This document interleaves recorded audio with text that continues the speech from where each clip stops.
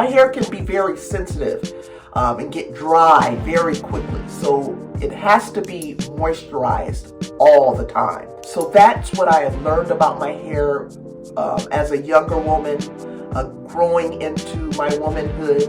And now as a woman of a certain age, I see the importance of moisturizing and keeping my hair conditioned. Having gone through menopause and seeing the different changes going on in my body, it affects my hair, my nails, skin, everything.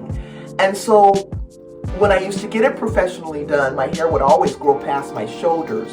And then when I started doing it myself, I would always cut it. Once it get to my shoulders, I always trimmed it. I always cut it. And so I decided to try something different. I am not trimming my hair other than maybe every 6 months. And if my hair doesn't look as though it needs to be trimmed in 6 months, I'm not going to trim it. The last time I trimmed my hair was in 2024, November. Now we're in March of 2025, and I have not trimmed my hair since. Does it look thin on the ends? It does. And recently, I made the mistake. 350, 390 is just where 350, 400 is usually where I keep my flat iron. And I bought a new flat iron, and whenever I am looking at the numbers, if you saw my last video, I showed you like some of the numbers on the flat iron.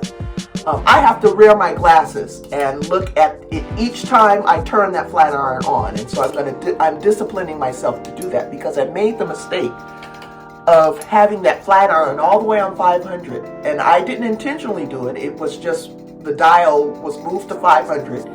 And I put that in my hair on 2 different occasions when I did my hair. And I noticed, didn't know it was on 500 until I was noticing my hair looking very limp, and it looked like I damaged the ends of my hair with the heat, because the hair hardly wants to curl. I was able to catch on to that fast enough, because it was 2 different occasions where I used it, and it was a newer flat iron. My old flat iron is digital, and I can look at it and see that this is on 350, because it's right there. Every time you turn it on, it's there. The new flat iron, I had set it to 350, but it's a dial. It's different than the digital. And because of that, I accidentally touched on that dial. That dial was on 500, which was the maximum, and I actually put 500 in my hair. These are the dangers that can come with doing your own hair. I'm learning how you have to be disciplined. Each time you do your hair, make sure you check your flat iron and make sure that it's on the dial or the level of heat that it's supposed to be. Don't take it for granted. The newer iron was set on the dial, and I didn't even look at it those last 2 times when I did my hair. I just assumed it was on the 350 that I had placed it on.